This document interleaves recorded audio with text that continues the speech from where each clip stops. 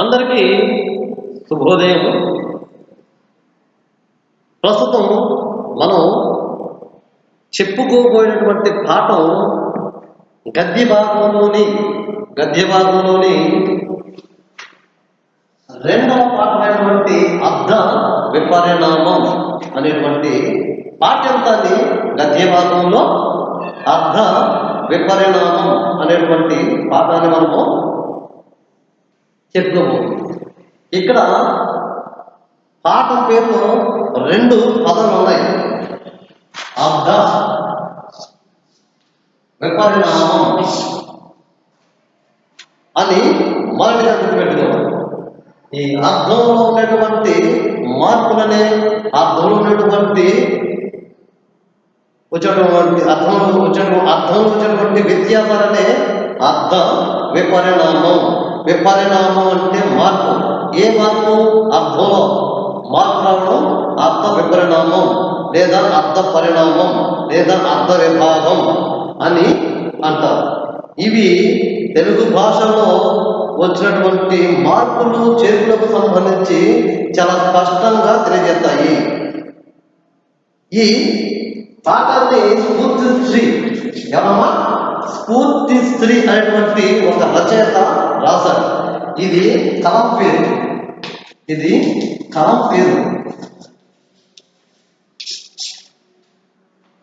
ఎందుకు ఒక రచయిత తన పేరుకి బదులుగా వేరొక నామార్థకాన్ని పెట్టుకొని తన యొక్క రచనలు చేయడం అనేది జరుగుతుంది. దానిని కలం అని అంటారు. కలం అంటే కవి రాసేటువంటి పెన్ను.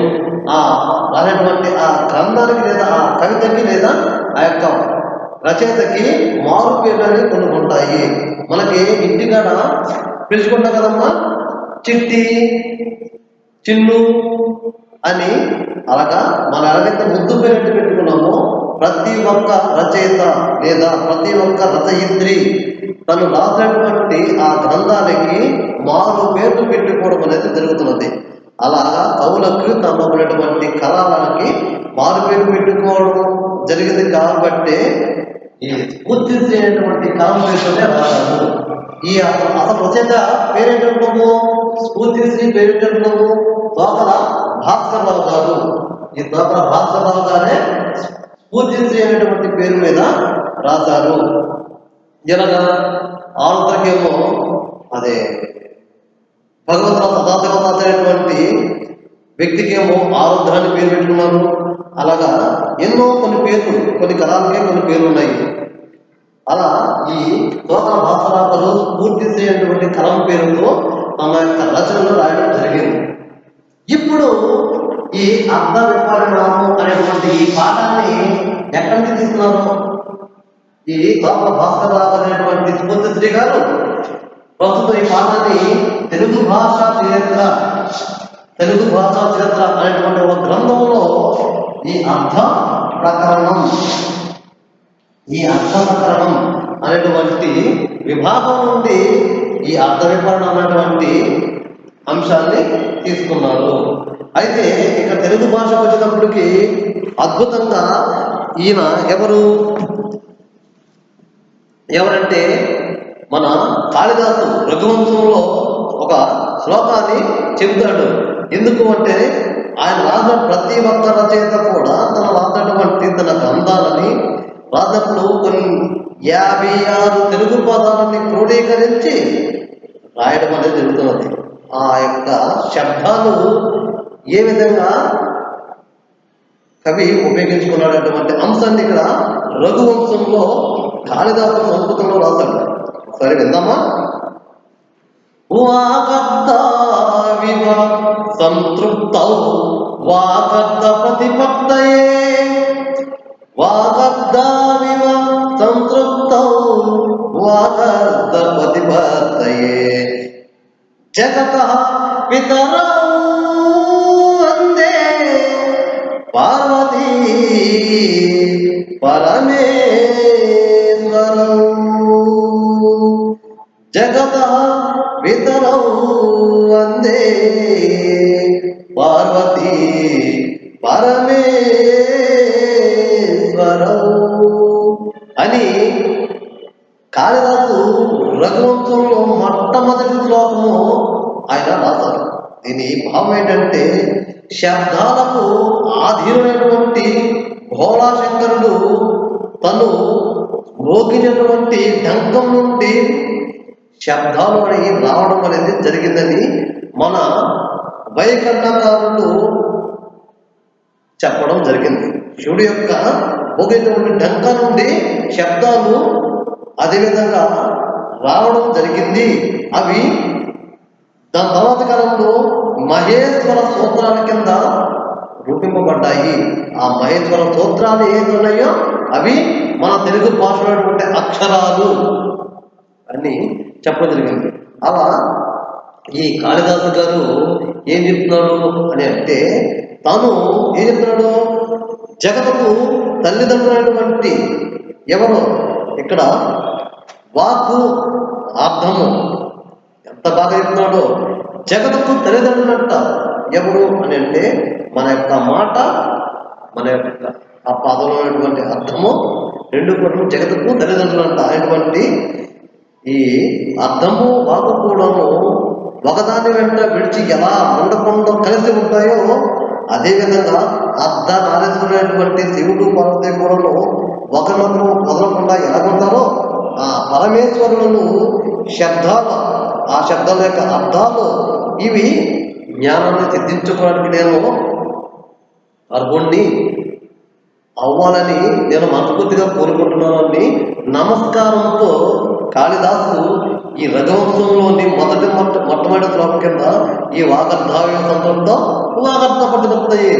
పితర జగత పితరో పొంది పార్వతీ పరమేశ్వరం అంటూ తను మొట్టమొదటి శ్లోకాన్ని అర్ధనారీశ్వరుడైనటువంటి ఈ శివుడి పర్వతులకి శబ్దాలకి ఆచేటువంటి ఈ బోళాశంకరుడికి తను మొదటిగా నమస్కారం చేస్తూ ఆ వార్తని, ఆ జ్ఞానాన్ని కూడా నాకు దయచేయడం తెలుస్తున్నాడు అని చెప్తున్నాడు. ఎందుకు అని అంటే, ఇక్కడ తెలుగులో వచ్చేటువంటి మార్పులు ఏవైతే ఉన్నాయో ఆ మార్పులన్నింటినీ కూడా ఆధారంగా చేసుకుని ఈ స్ఫూర్తి శ్రీ గారు రాశారు. అక్కడ శివుడు ఈ 56 తెలుగు అక్షరాలను కూడా తన శంఖం నుంచి తన యొక్క డబ్బులకు నుంచి ఎలగెత్తి రప్పించాడు. ఆ రప్పించేటువంటి పదాలు ఈ తెలుగు భాష చరిత్రలో అనేక మార్పులు పొందాయి. ఆ భాష యొక్క గొప్పదాన్ని, ఆ భాష వచ్చేటువంటి మార్పులని ఈ స్ఫూర్తి శ్రీ అయినటువంటి దోమల భాస్కరరావు గారు ఈ అర్థ వివరణ ద్వారా తెలియజేస్తారు. ఈ అర్థ వివరణ ద్వారా తెలియజేసిన కారణము ఏంటంటే, తెలుగు భాష త్రిలింగ భాష. ఈ త్రిలింగ భాష అయినటువంటి తెలుగు భాషలో భాషా శాస్త్రవేత్తలు మనకి ఏ విధంగా మార్పులు వచ్చాయనేది ఒక పదాన్ని ఒక యాత భాషల్లో ఏ విధంగా వచ్చేటటువంటి అంశాన్ని తెలియజేశారు. అయితే ఇక్కడ ఒక విషయము విద్యార్థులుగా గుర్తుపెట్టుకోవాలి. ఏంటంటే, మనకి తెలుగు భాష అజంత భాష, అనంత భాష కాదు, అజంత భాష. ఈ అజంత భాష అటువంటి తెలుగు భాష ఏది ఉన్నదో, ఈ తెలుగు భాష త్రిలింగ ప్రాంతాలకు చెందినటువంటిది. ఈ త్రిలింగ ప్రాంతాలకు చెందినటువంటి ఈ తెలుగు భాషకి యాత భాషలో అనేక మార్పులు వచ్చాయి. ఆ మార్పులు భాషా శాస్త్రవేత్త అయినటువంటి బద్దిరాజు కృష్ణమూర్తి గారు మనకి తెలుగు భాష అనేటువంటి అంశాలపై అతను పరిశోధన చేసి అందజేశారు. దాన్ని తేటతెల్లంగా తెలపడానికి మనకి ఈ యొక్క అంశాన్ని పెట్టారు. అయితే ఈ యొక్క రచయిత అయినటువంటి స్ఫూర్తి శ్రీ గారి గురించి మనము తెలుసుకోవాలి. ఆ స్ఫూర్తి శ్రీ గారి గురించి తెలుసుకునే అవసరం ఎంత ఉంది. మనకి ఈ కవి పరిచయం సంబంధించి వచ్చేటప్పటికి మనము కవుల గురించి దగ్గరగా 5 ప్రజలు అవుతాయని ఇంతకుముందు కూడా చెప్పాను. ఇప్పుడు తెలుసుకుందాం.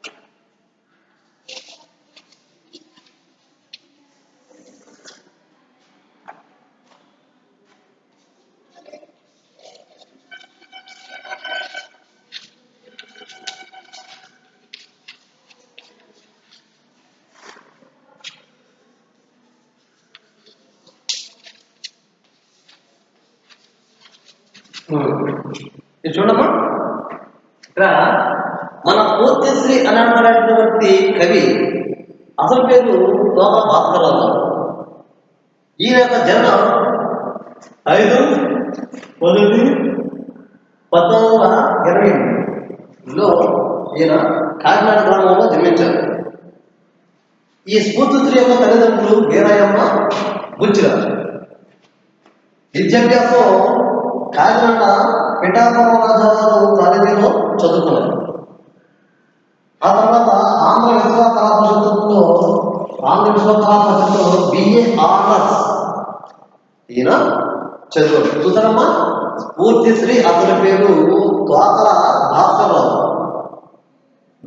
జన్మం 5/1/1928లో కాకినాడలో జన్మించారు. తల్లిదండ్రులు వీరయ్యమ్మ, బుచ్చిరాజు.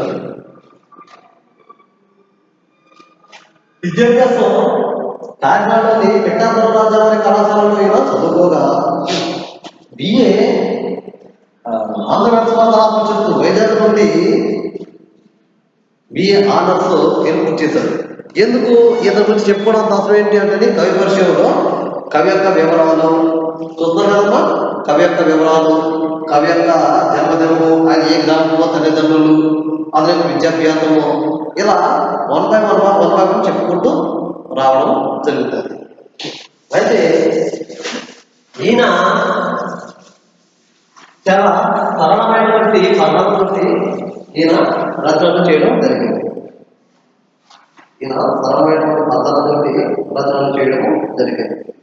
ఇక ఈయన యొక్క సాహిత్య కృషి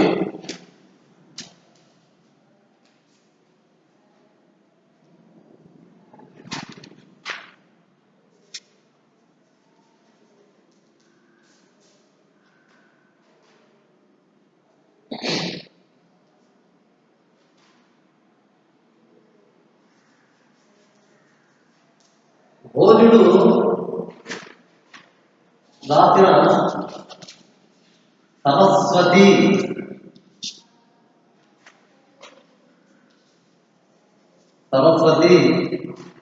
కంఠావరణం,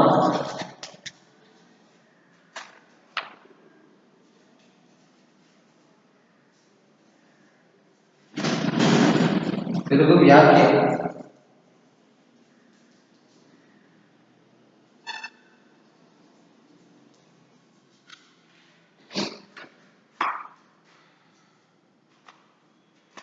జయదేవుడు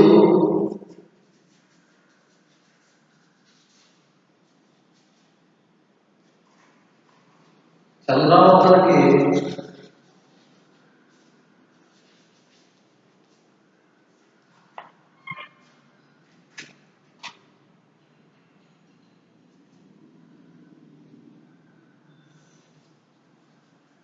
సమన్వేషణ,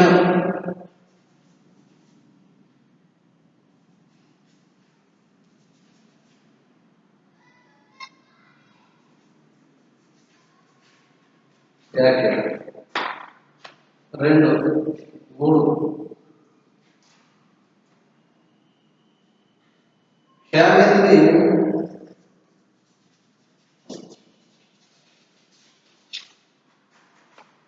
ఔచిత్య చర్చ సిద్ధాంతం, ఔచిత్య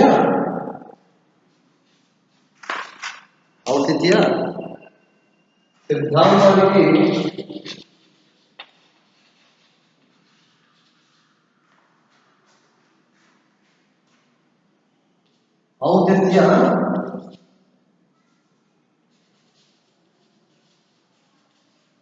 ఔచిత్య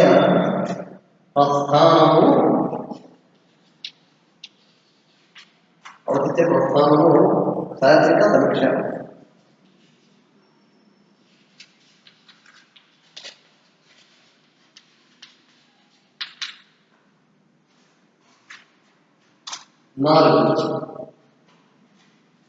భావ వ్యాకరణ, భావ ప్రౌఢ వ్యాకరణల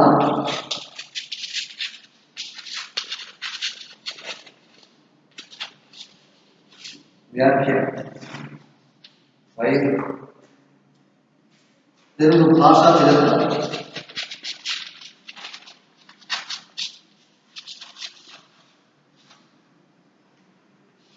6 పూర్తి వ్యాసాలు.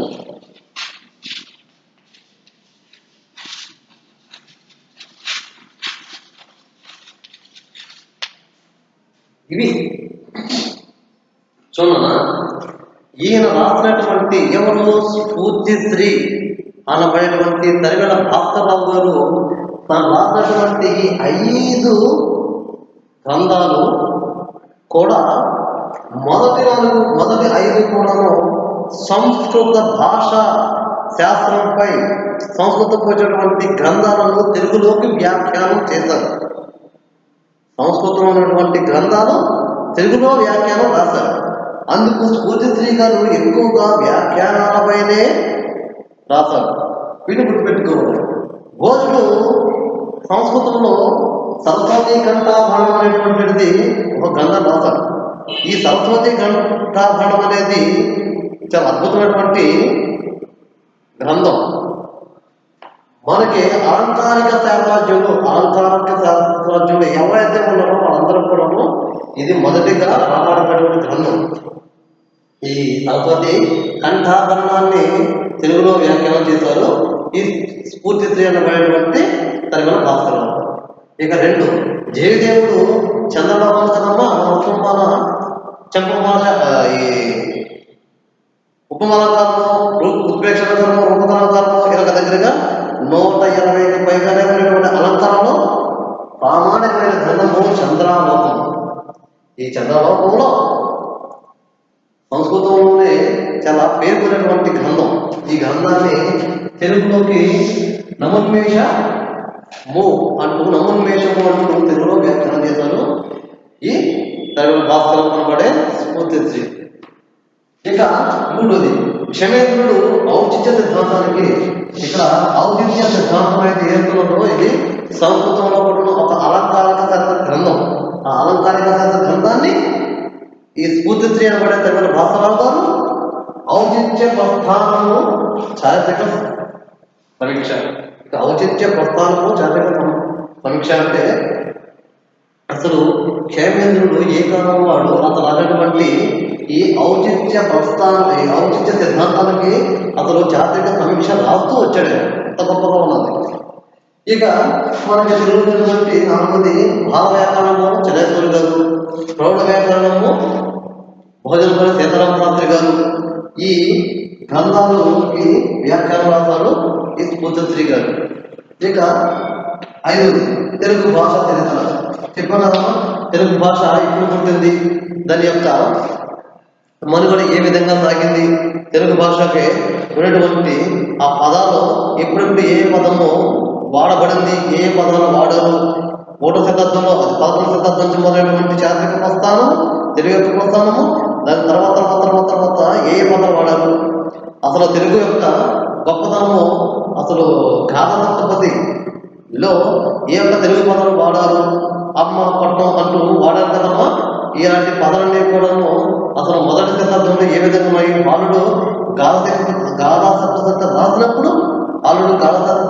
రాసినప్పుడు ఆ గాథా సప్తపదిలో తెలుగు పేర్లు బ్రాహ్మణామాల కింద వాడారు, ఇలాగా శాసన భాష కింద కూడా వాడారు.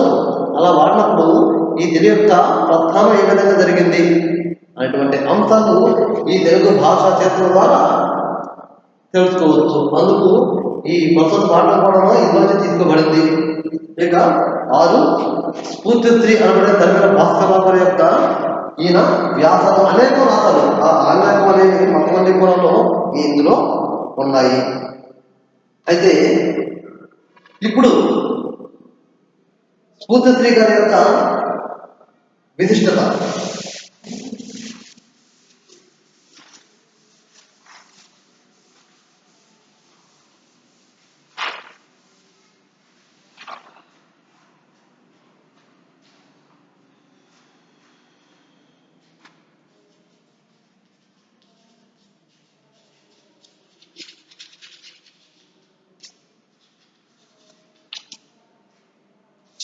ఈయన ఈ స్ఫూర్తిశ్రీ గారి యొక్క గొప్పతనం ఏంటంటే ఈయన తేట తెలుగు పదాలతోటి సరళమైనటువంటి వాక్యాలతో తను రాసినటువంటి ప్రతి ఒక్క అంశాన్ని కూడాను తెలుగు ప్రజలు చాలా స్పష్టంగా అర్థమయ్యే విధంగా ఆయన తన యొక్క రచనలను చేయడం అనేది జరిగింది. తన యొక్క రచనలు చేయడం అనేది జరిగింది స్ఫూర్తిశ్రీ గారు అంత తెలుగు పదాలతో. అందుకే వ్యాఖ్యానాత్మకమా వ్యాఖ్యాన్ని తెలుగు వారికి అర్థమయ్యే విధంగా తన యొక్క రచనలు ఉన్నాయని ఈ యొక్క స్ఫూర్తిశ్రీ గారి విశిష్టత ద్వారా తెలుసుకోవచ్చు. ఇక రెండోది, ఈ స్ఫూర్తిశ్రీ గారి యొక్క సాహిత్య కృషి ఏంటంటే, మనకి 1960 దశకంలో తెలుగు భాషా వ్యాకరణంలో కోకొల్లాలుగా వచ్చాయి, అనేక మంది వచ్చేవి. అవి బ్రాహ్మణ పండితులకు తప్ప సామాన్య విద్యార్థులకు అర్థం కావే. ఆ కానటువంటి ఆ వ్యాకరణ గ్రంథాలను తెలుగులోకి అనువదించినటువంటి గనులు మన స్ఫూర్తిశ్రీ. తెలుగు వారికి అర్థమయ్యే విధంగా, ఉపాధ్యాయులకు విద్యార్థులకు సులభంగా అర్థమయ్యే విధంగా ఈ యొక్క తెలుగు భాషకు సంబంధించి ఆయన రాయడం అనేది జరిగింది. ఇతను 2015లో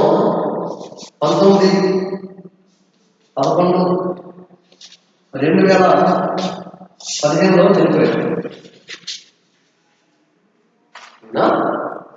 19 నవంబరు 11న 2015లో ఈయన చనిపోయారు. ఈయన అనేక అంశాలపైన కూలంకషంగా చర్చలు జరిపి కూలంకషంగా పరిశోధన చేసి ఈయన తమ రచనలను రాయడం అనేది జరిగింది. అసలు పాఠ్యాంశం గురించి చెప్పుకుంటే అసలు అర్థ విపరిణామం దాని గురించి వివరించుకుంటే,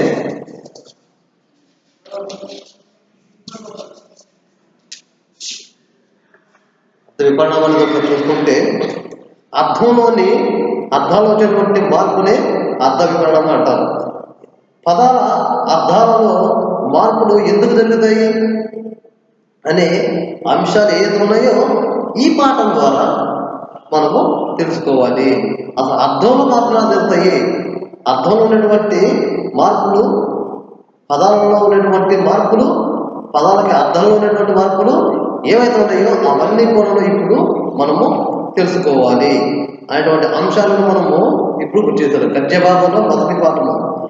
ఇలా ఉదాహరణకి చూడమ్మా, మనకి గుర్రం అనేటువంటి ఒక పదాన్ని తీసుకుంటే, ఆ గుర్రం అనేటువంటి ఒక శబ్దాన్ని వాక్కుతో పలికితే, మాటతో పలికితే గుర్రం అనే అర్థం వస్తుంది. గుర్రం అనే అర్థం కావాలి అని అంటే అశ్వము అనేటువంటి పదాన్ని వాడాలి. అశ్వము అనేటువంటి పదమే తెలుగులోకి వచ్చేప్పటికి గుర్రము అనేది రూఢీకరణ అయ్యింది.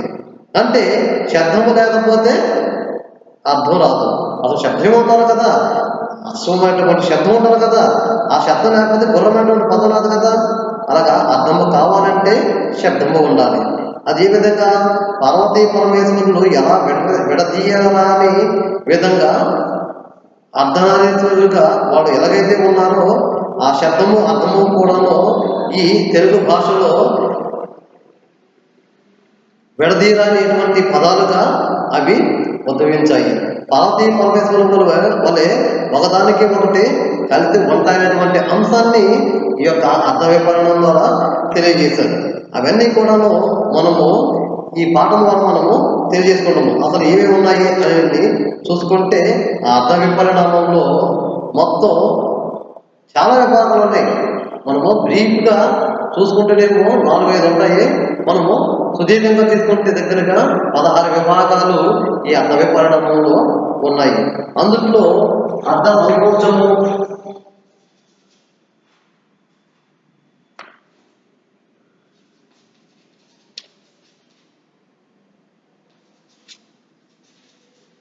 అర్థ వ్యాకోచం,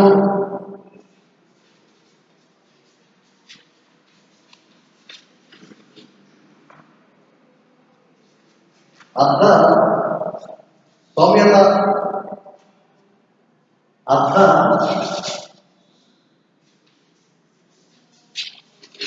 సౌమ్యత, అర్ధ గ్రామ్యత. గ్రామ్యత, అర్ధ గ్రామ్యత,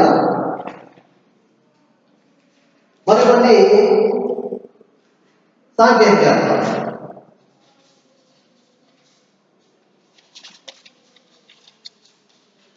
ఇలా అర్ధ సంకోచము, అర్ధ వ్యాకోచము, అర్ధ సౌమ్యత, అర్ధ గ్రామ్యత, సాంకేతిక అర్థాలు. ఇలాగా కొన్ని అంశాలు చాలా స్పష్టంగా ఉన్నాయి. అవన్నీ కూడా మనము ఇదంతా అవకాశంలో మనము వివరించుకుంటాం.